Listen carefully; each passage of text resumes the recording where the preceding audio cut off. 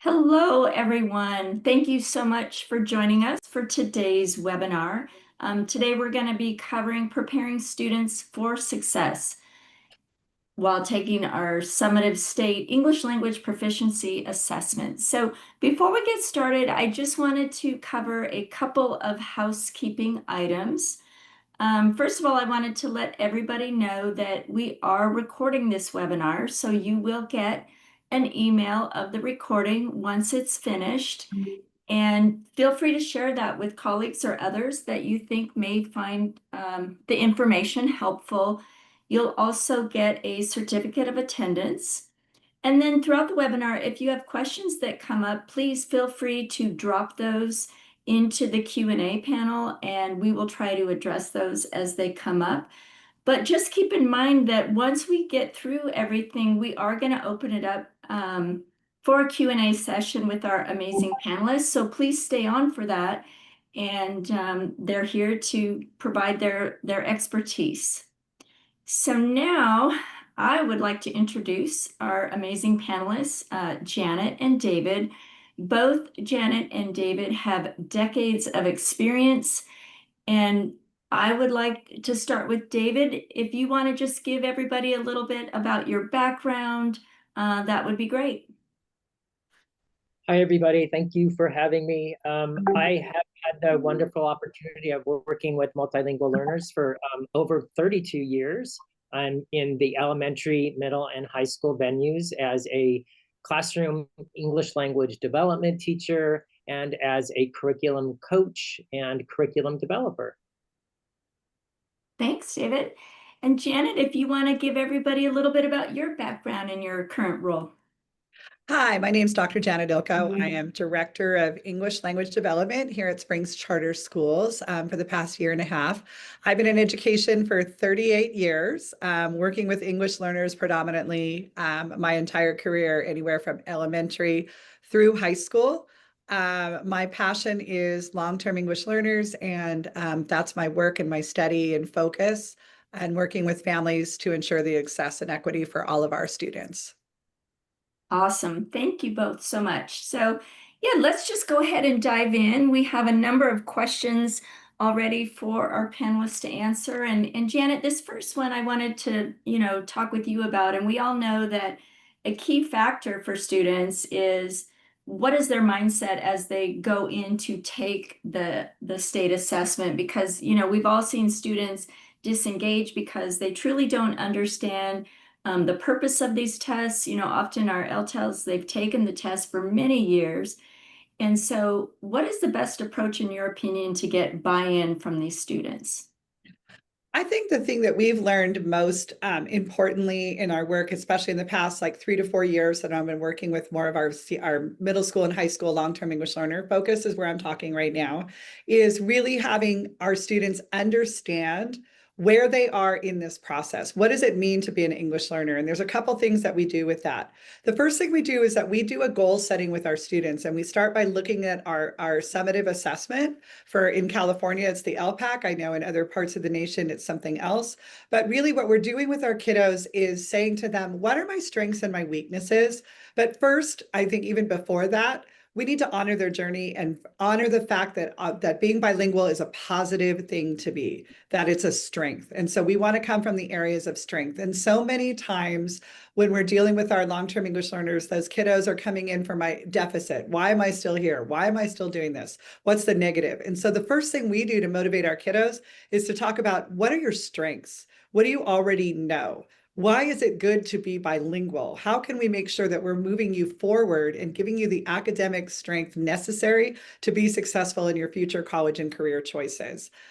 We also begin with the end in mind. And I've been working with David now the past couple of years. And one of the things that I've really learned from working with him is looking at the data of that assessment and helping kids unlock the key to that. What do I need to do? What is this assessment asking me? What do I need to focus on? And the third thing that we've done is work with our teachers, really having them understand and unpack the summative assessment that we use, how those things are asked of students, and really unpacking for our teachers, how are students assessed?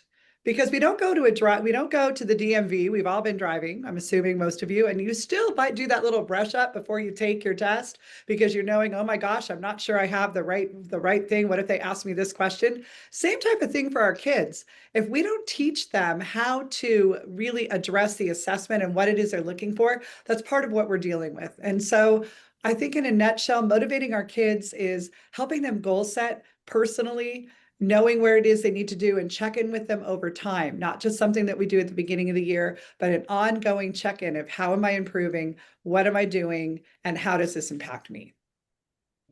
I love that. Thank you, Janet. I think that's so helpful too, because, you talk about not only helping your students, but teachers as well, because oftentimes, I've talked to teachers, they're not really sure what is on these state summative assessments. So yeah, thank you for bringing that up. David, in your opinion, what do you think? How can we prepare our students to do their best and to go in with the right frame of mind? So much of what Janet just said, I am so on the same page with. Identifying their strengths, validating what they already know versus looking at them as a glass half full or half empty in many cases. But they come in with so many skills, language skills in both languages, and it's being able to kind of tap into that. I love that she mentioned honoring the journey, because it is really a journey from start to finish at the beginning of the year, all the way to the end of the year, and really marking those improvements and celebrating the wins with your students, no matter how small they are so incredibly important and validating.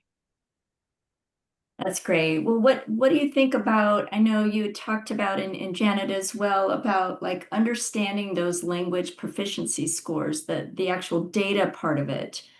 Well, I think that's kind of the part of the mindset. That's kind of setting the right mindset for these students. So when I think of that, that's where I start thinking of those language proficiency scores. So kind of developing or demystifying what understanding what that assessment is, that end of year assessment, and those language proficiency scores. So I start talking about the summative assessment at the beginning of the year.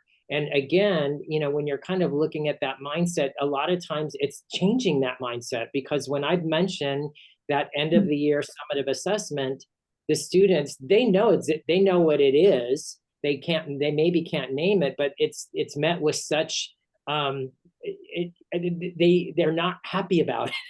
They don't say, oh, I can't wait to take that assessment. And so just kind of changing that mindset and talking about it at the beginning of the year. And some of that means, I make sure that my students understand first and foremost why it's important. What's the purpose of this assessment? What's the end game?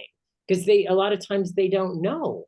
And I take the time to conference with my students. And when I say that there's some education involved for the teacher, because I had to learn what these language domains, what the scores meant, what they translated to. I wanted to be able to identify where the students were excelling in those domains, because the students are tested on 4 domains of language. Okay, so listening, speaking, reading, and writing.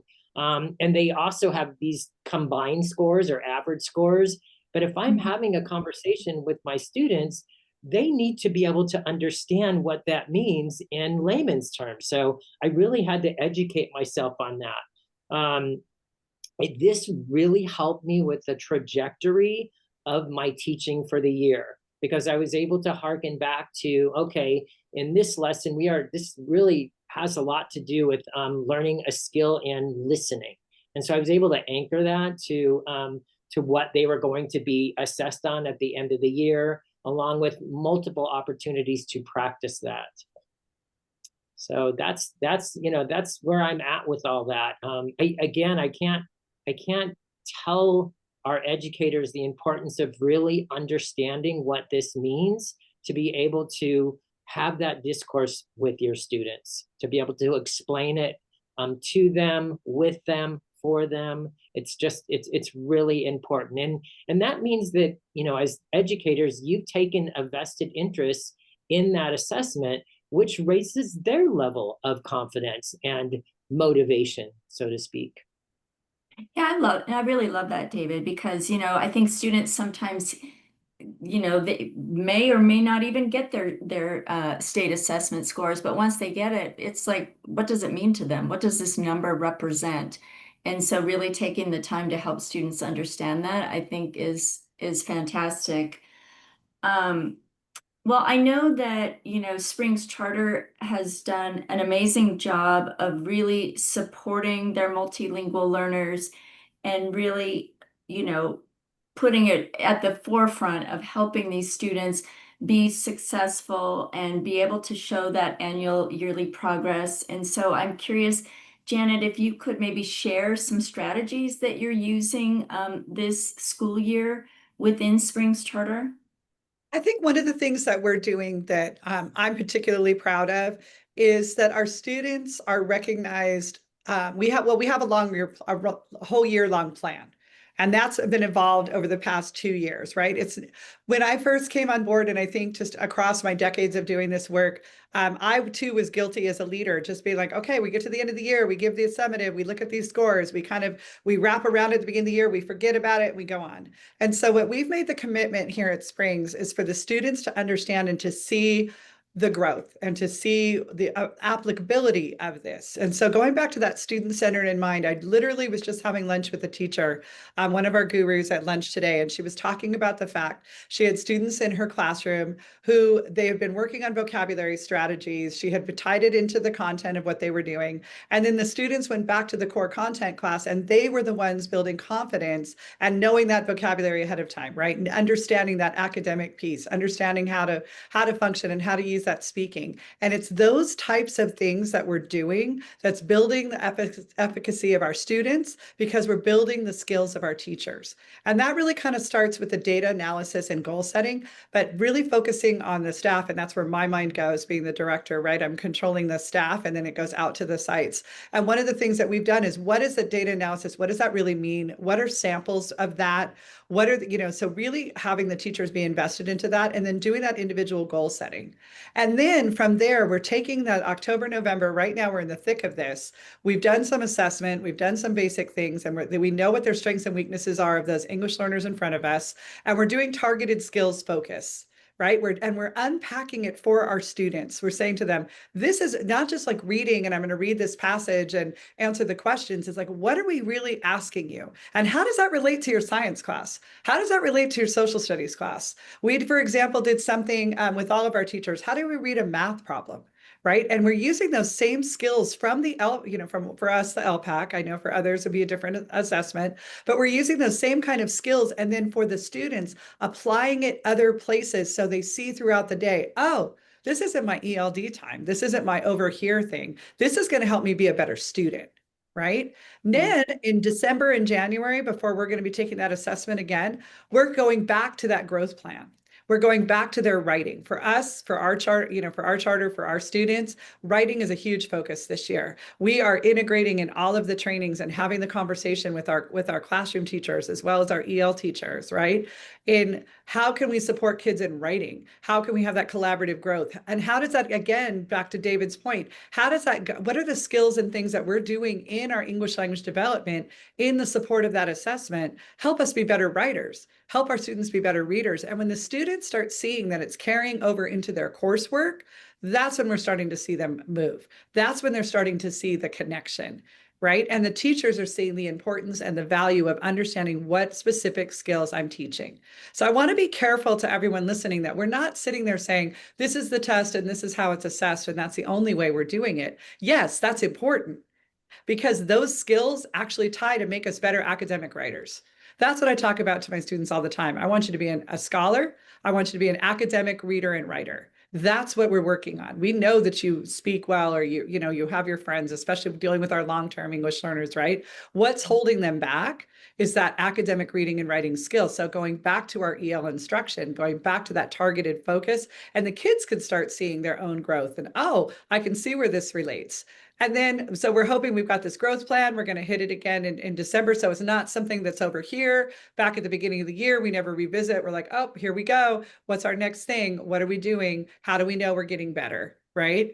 Then we go into February and we do that practice in building confidence again. We are going to go into that format. We are going to go into the format of that assessment. We are going to be playing the games and doing the things and really highlighting to the students that this is important and this is what you need to do. And we are going to teach you. That's where we get to the more formative piece, not just that for 2 weeks or 3 weeks, but as a summary of our learning. Remember what we talked about. See where they're doing this. This applies here. And then when we're giving the assessment, there we go. We're confident. We're ready to go.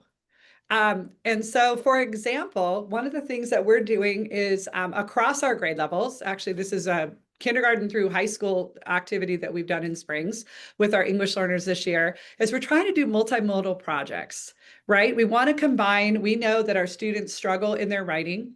We know that they struggle in speaking in front of others. Right. And so we wanted to come up with something that we felt would be easy access for them to do, but really tie to the speaking, listening, reading, and writing skills that we were talking about, to take it outside of. And we know that kids like to talk about themselves.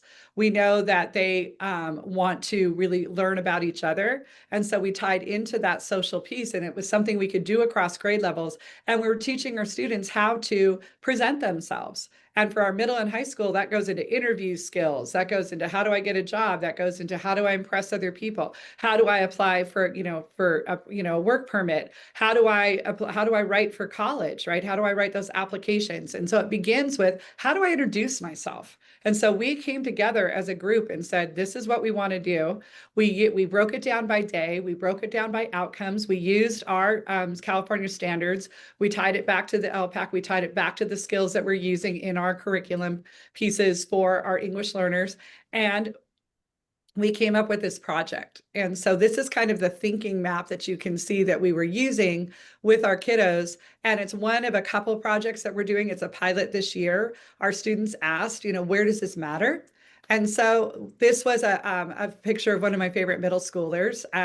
And she did a project about herself. And then beyond that, she went and recorded herself doing this. And so it became a video. It became something the kids could click on, and she got to that time to practice. And guess what? Does that also align to the test? Absolutely. Do they have to record themselves? Do they have to get over those fears?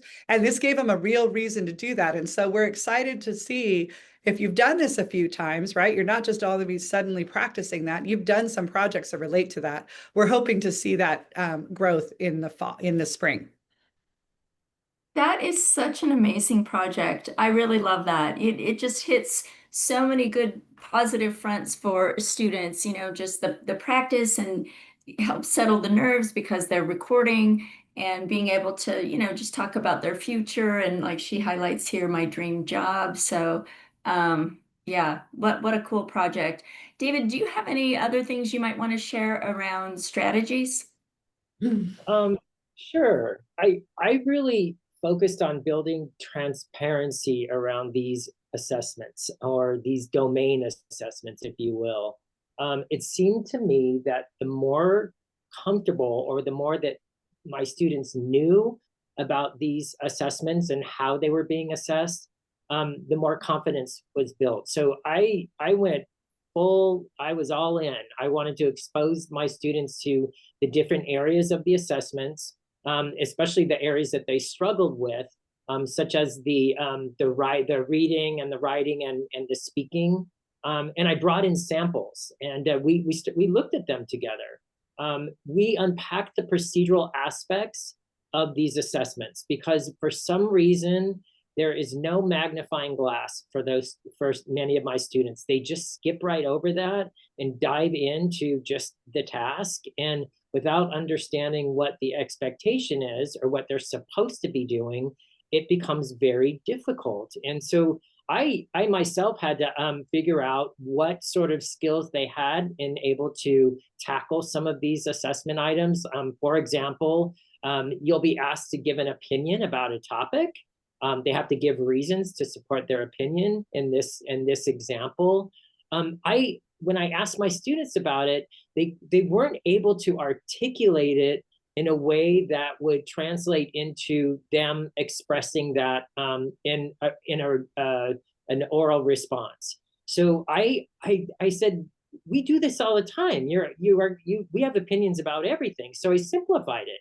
I said, let's come up with some topics where I want you to tell me what your stance is or your opinion, and I want you to support it. That's exactly what they're asking you to do here. They are but except what they're asking is around a specific situation. So I just demystified it for my students. And it was like, for some of them, it was like, oh, that's it? That's all I have to do? And of course, there came the aspects of, using complete sentences and, adding details. But once they understood what the expectation was, it was so much easier to kind of expose my students in a way that was collaborative. So I spent a lot of collaborative opportunities in working through this stuff. In the writing, again, it was unpacking the procedural knowledge. I have to tell you that not all my students understood genre writing. They were used to, they could do, let's say they were really good at narrative writing, but they didn't really understand expository as well. So I had to provide additional resources, and this is all language building, structures around this genre writing that help them understand that when I read that or listen to that prompt, I understand exactly what the expectation is. I'm going to be writing a narrative piece of writing. I have a persuasive or an opinion piece. So that means I have to provide details or reasons for my opinion. So, and, I can't say enough about the shared practice opportunities, because my brain, in a classroom, it's great. I'm modeling that. I'm the sage on the stage, but boy, when synapses really start firing, when the students start participating and sharing out their understanding of that writing and putting that together as a group, it's really a wonderful journey. Yeah, I really like what you said about really demystifying it for students, because I think, perhaps they've built it up in their own mind that it's like so complex and difficult, and how am I ever going to answer this? But when you break it down and you talk about, hey, you provide opinions all the time, every day, and then, you kind of like bring it down to where they really understand what they're doing, I can see what a big impact that would make. So, yeah, that's a really great idea. Well, I'm wondering, and David, I know you were one of the evaluators on the state assessment in California. I mean, what are some of the things that you feel teachers and students should be aware of going into these assessments? A good question. I felt that way when evaluating the some of us. I wanted those folks that were organizing it to be aware of things too, what our students, our teachers were going through. But that's another webinar altogether, I guess. But what should they be aware of? Okay, let me see if I can put this into some detail. My experience with many of my students is that in addition to understanding why these assessments were important, okay, they get reclassification, being identified as a fluent English proficiency listener, speaker, reader, and writer, is procedural knowledge. So again, our students, it's almost like the invisible part of the assessment is that procedural knowledge. And for our language assessments, it's everything. It has to do with how many points the students are going to get, how they're going to tackle that assessment item. So if they don't understand what they're being asked to do, it becomes very difficult for them to actually answer or follow through with completing that assessment item. So let's take the reading, questions, or the reading passage. So one of the things that I started asking my students as we looked at some of the reading examples or questions is, what evidence, is unpacking the question. So many of my students, they would go right in, read the passage and start answering the question. And when I started saying, well, what is the question asking you? What is a why question asking? what is the where question asking? Like, what sort of evidence are you looking for in the text? And for some of them, they didn't process it right. So they were just, it's almost like they kind of knew what it was, but I started thinking to myself, I need to do a lot of some developing WH questions so they know exactly what they're looking for when they're going into the text. The other thing is reading the question before they went into the passage. So they would just rush through. I found that some of them would rush through the passage and start answering the questions instead of pre-reading the questions. And so many of our students, they might not kind of get that strategy, but if they don't practice it, it doesn't become muscle memory for the students. It's not something they do every time they look at a passage. So I really wanted, I turned that into a condition where the first thing we would do is we would read the topic, and then we would read the questions, and then go in and look for the evidence at that time. For my writing, unpacking that was a whole different ballgame. So not only were, in this case, this was the way that the assessments, the language assessments work is they move along that proficiency continuum. So the questions, whether they're speaking or writing, they start out fairly simple in proficiency levels 1, and then they start becoming more complex. But some of even the easiest writing opportunities, if the students didn't understand exactly what the prompt was asking them to do, they didn't get the points, even though I knew full well that they could have easily answered that question as long as they understood what the task was asking. So I like to point this one out because it says, look at this sentence. It's that kind of that second tier here. The students are on the field. Rewrite the sentence with more details. So if the students don't understand that they have to rewrite that sentence, they could write 10 sentences on what they're seeing in the picture, but they must rewrite that sentence with details. Well, what are details? Details are sensory words, adjectives. So it's rewriting a single sentence with more details. And so when you start unpacking that, they're like, oh, that's easy. I can do one sentence. But they're thinking that they're being asked to do much more than that. But when many of these items, it almost tricks them because they think that they have to do more than they're being asked to do. So I constantly ask that of my students, especially in the writing. What is the prompt asking us to do? Is there a rubric? What is it telling us needs to be in this writing? So just again, kind of, it's almost like putting the magnifying glass on that procedural knowledge.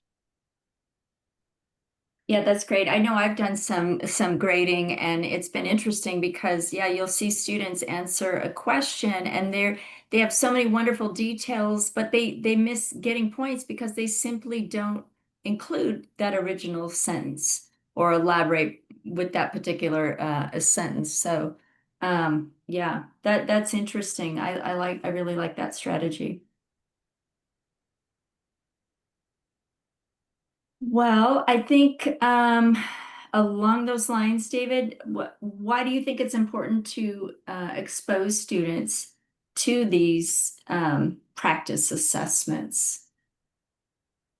Well, I have so much to say about this. What baffles me about the summative assessments is as Janet had mentioned, it's like if we want to do well on something, whether it's a speech or a driving test, as Janet mentioned, or the SATs or an upcoming math test, we review the information. We review the teaching, we review the skill, we review the questions. Many times we kind of have an idea, general idea of what we're going to be asked. And it just blows me away that we don't lend the same credence to our summative language assessments. So it's rarely the case. So I think that, if we expose our students once again to those practice opportunities, those scoring rubrics, those anchor samples, To be honest, I had to look in a lot of different places to kind of pull up these sample items because there was not a lot in any single assessment, language assessment, let's say for California versus Arizona or the WIDA. So I kind of pooled, those assessment samples, and they worked really well because they're essentially assessing some of the same information, and I wanted to have multiple opportunities for my students to practice. But in this case, that I showed my students scoring rubrics and anchor samples, and we talked about, I laid out the fact that when you're writing, let's say in the writing, they're looking to get a high score. They're looking for these things. Let's go through the samples and look for that evidence. Let's look at the skills involved. What are they looking for that's going to really get you the most points? And we looked at all the different anchor samples. So even a sample for a 1, and they were able to see the difference. And some of my students were like, I did that. That's how I would respond. And I'm like, we're going to change it.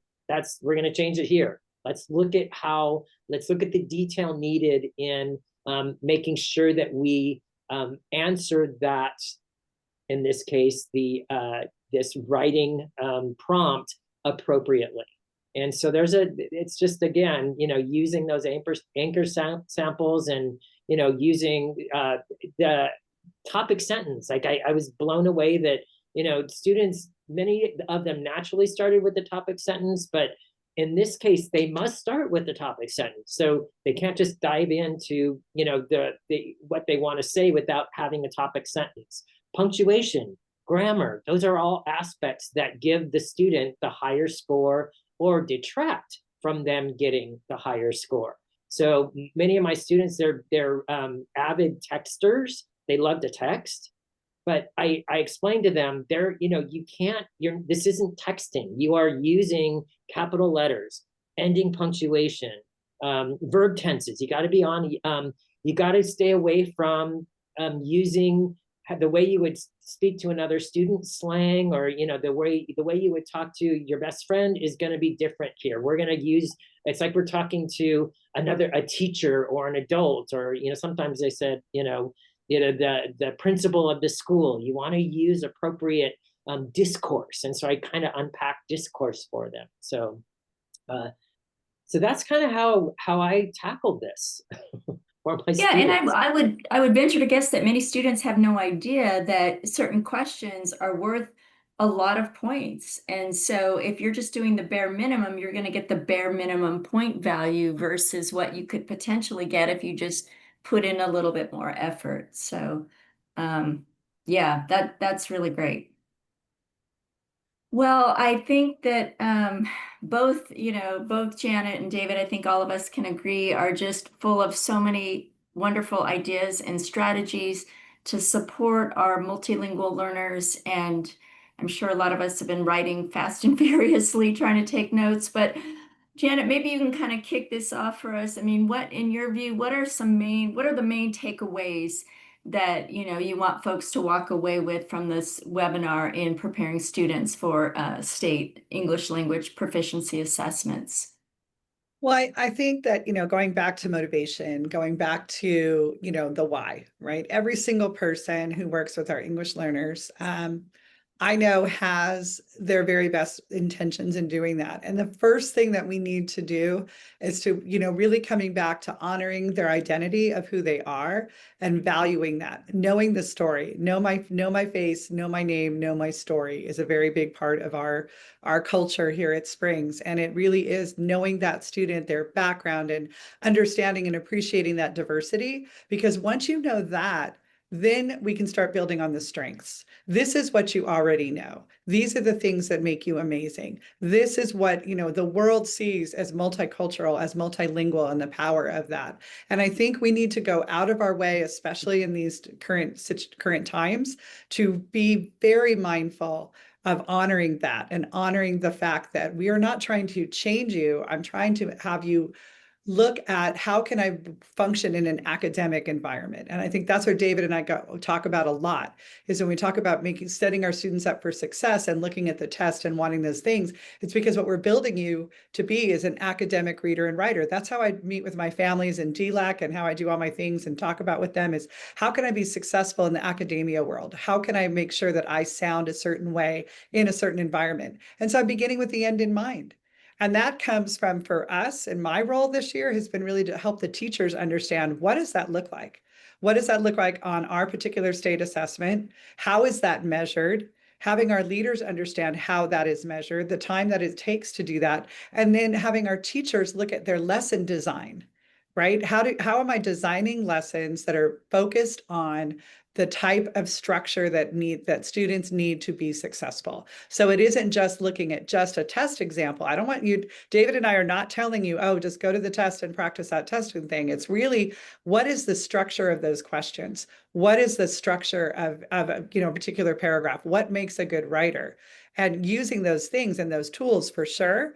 But we're trying to make sure that kids are doing that intentionally. And that means our teachers need to know how to do that intentionally. So when we're designing lessons, do we have a rubric? Do we have the end in mind? Do we have model things of what it should look like? We should be showing mentor sentences, mentor paragraphs. What are the good things and why are they good? So students can find that out for themselves. So they get away from a deficit mindset and more into an additive mindset. And then focusing on the academic readers and writers. We talk about that with our students all the time. And what we're really trying to build this year is a connection between ELD and our core content, right? Looking at the time. But the power of ELD, the power of this time that we get with our students is giving them that time that David so eloquently showed us today, which is, how do I break it apart? When I'm in a classroom with 35 other students and I'm getting, writing my paragraph, or I'm doing my thesis statement, or I'm doing whatever it is in my English class, reading this particular thing, I don't have the time, or the teachers are not necessarily modeling as much as we do in our ELD time. And I think it really is about, the biggest takeaway I can have is structuring your lessons as an instructor, or if you're a leader, helping your teachers structure their lessons to be very much, academic, and having writing structures in place. Our students are really needing that piece, and our English learners excel when that happens. And so when they have those scaffolds and supports, and when they get that time in EL to understand what it means to be a writer, and they see that beyond just like, yeah, this is how I picked the test, and yes, I want that. We absolutely have to do all of those things to make sure that they know, right? But you have the buy-in when you start to see the success across your content, and that's really what we're coming towards. Yeah, absolutely. David, is there any other key takeaways that you want to highlight for everybody? Just, again, opportunities to get to know those amazing individuals in your classroom, and you do that through conferencing. And when I mention conferencing, it's not, you don't conference for an hour. It's a 10-minute check-in. You kind of grow the conversation. The first time I conference with my students, I'm not pulling out my language proficiency levels and saying, this is what you scored and this is where you're at. The first time I conference with them, it's just getting to know them. And then from there, I start moving into a more pointed conferencing, yes, around unpacking proficiency levels and understanding where they're at, what their strengths and their areas of growth are. And obviously understanding the assessments, really helping them understand that. Strategies. So strategies, anytime we can have an opportunity to teach a strategy to our students, it is a worthy lesson. No matter how simple you might think that strategy is, it could be a game changer for those students in your classroom. And I always think of, like, the blurry, they're staring at the instructions, or the procedure for doing something, and then we unpack it for them, and then it's like putting on, a pair of glasses or having a magnifying glass, and all of a sudden it becomes evident to them, and they understand that. Yeah, and just, don't start, my advice as a teacher is don't start reviewing the, summative ELPAC at the end of the year. Start at the beginning of the year, because you'll find so much of it is relative to the language skills that you're trying to develop anyway, but just connecting those dots. Right, right. Yeah, yeah, some very sound advice from you both. Well, I'm just kind of looking at the time, and I do think we have a few minutes for a couple of questions. So I'm going to ask I'm going to ask Mary if there's any questions in the Q&A that we can have our panelists address. Yeah, actually. Hi, everyone. Thanks for sticking around for our Q&A session. I do have a few questions to kick us off, but for everyone in the audience, if there are any questions or comments that you want to share, you can drop it in the chat or the Q&A box. If we don't have time to address it today, we will follow up with an email with the recording of the webinar and any answers to questions that we weren't able to get to today. So the first question that I have on my list here is from one of our audience members. How much progress should I expect to see each year from my students? And I think that's meaning, adequate yearly progress. How far of a level should they be going up each year? That's a great question. The first thing I want to say is it depends on the language proficiency assessment in your state. So, for example, for the ELPAC annual yearly progress, we want them to move over one level, and where there's levels 1 through 4. So moving over a level a year is very magnificent annual yearly progress. For the WIDA ACCESS, it's more those levels that it might be moving over half a percentage point versus moving over a full percentage point. But even half, a quarter, rounding out a quarter to a half a year is quite noteworthy for our students. And again, it's identifying the wins versus thinking that in 1 year they're going to jump 4 levels. Some of our students do that, but also identifying the fact that, or acknowledging the fact that some of our students are they're learning English, but it just takes a little bit more time. So David, when you say, just so, for clarification, like when you say with the access, for example, moving, showing progress like a quarter of a point. It's like if a student scored, like, let's say a 3.0, and now the following year they're like at a 3.2, is that kind of what you're alluding to? Exactly. And those benchmarks, you'll find those benchmarks on the WIDA ACCESS site. Like they kind of let you know what, AYP or annual yearly progress looks like, and what is considered a win. It's just educators, we don't always know that. We think that they have to reclassify or redesignate in 2 years, but that's not the case. The idea is if they start out at a proficiency level 1, it's going to take them 2, 3, 4 years. And the other thing I want to mention, I don't want this to become nebulous, but the students that are at that intermediate kind of level, it takes them a little bit longer in that proficiency level, because Right. they are acquiring more skills in that, in kind of in that subset. So when you look at the way the standards are written, you see the rigor going up around language proficiency. So just being aware of that. And Okay.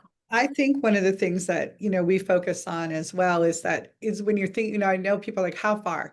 Well, we definitely want in California, we're looking at ELPA growth, and so that kind of breaks up the level 3, would they know if you go from a 2 to a 2.5, a 2.5 to a 3 to a 3.5, you want to be seeing that continuous growth of students. And one of the things that we do to go back and motivate our kids is we don't just focus on reclassification, we focus on growth. And so it goes back to what we talked about with the beginning with the end in mind, and going back to revisit those, when students see their scores right before they take their test, for example, and I'm talking my older students, middle and high school, we go back and review and say, all right, last year you had this and this and this and this. Next year, when we get these scores in California, for example, we were getting our scores much earlier. So students were having those things, we're having those conversations, and we're honoring that growth. So our students get rewarded or accolade, we have certificates of growth. And I think that that's the mindset that you always want to be doing, as well as honoring the fact of not just are those who reclassify, which we definitely want to do, but we also, there's the road to reclassification. And I think those little bits and honoring that continuous movement is really important. Yeah, it's like the little wins along the way, you got to celebrate those. Um, I know this was a question that came up in the chat, and I've often wondered this myself, is they were asking, Toshiko was asking about, states that use the ELPA.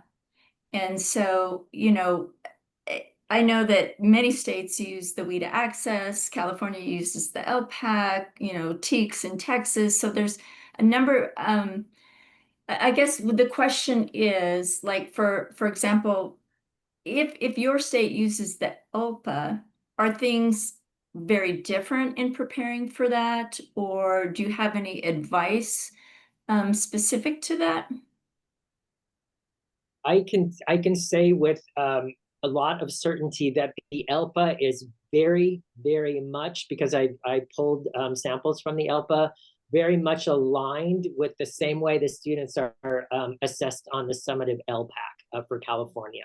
So very similar. I think they modeled kind of the structure, the tasks, almost, I would say, very close to being the same. And I know that also because I was evaluating the summative ELPAC, and there was a whole piece on how they were organizing the ELPA. Lots of little pseudonyms here, ELPAs and ELPACs Right. and ELPAs. Yeah, so very similar. Okay, so yeah, that's kind of what I was thinking too. A lot of crossover. I know another person in the chat here is asking about a student that has had no growth over 2 years. They're still at a 1.6 in fourth grade, and they came here in first grade. So for that student, I don't know, do you have any good advice, either of you? Well, I think that goes to that it's the whole student, right? So it's going back to the identity of the kid and looking at all the elements. Just because a student is an English learner does not necessarily mean that that it's just the language development piece. We have to look at the entire student. Are they academically struggling? Are there social issues that are going on with that kid? What kind of instruction have they had? What type of direct instruction have they had to support that language growth? There's two things we need to look at, right? One of the things is, are we instructing at the level that student needs? Is there an English language development small group happening for them? Are they also getting, perhaps if they're still sitting at a 1.6, I'm guessing that that's also a grade level. I'm not sure, but I'm thinking you're probably struggling in your reading and writing. What other things are we doing? We can't rely on the 20 to 30 minutes of English language development time to move a student. So that's when we start going into MTSS. And our English learners should definitely be a part of that situation. It means doing the parent conference, meeting with the core content teacher, and then coming up with a plan together for that student. That'd be a red flag for me, right? If I'm a fourth grader and I'm struggling and I'm not making that growth, and we need to be bringing in all of the team members to help support that student. It might not just be a language development issue. It might be academically challenged as well. And we need to bring in that piece. We don't want to just label or lens that we can't look at we need to look at the whole child.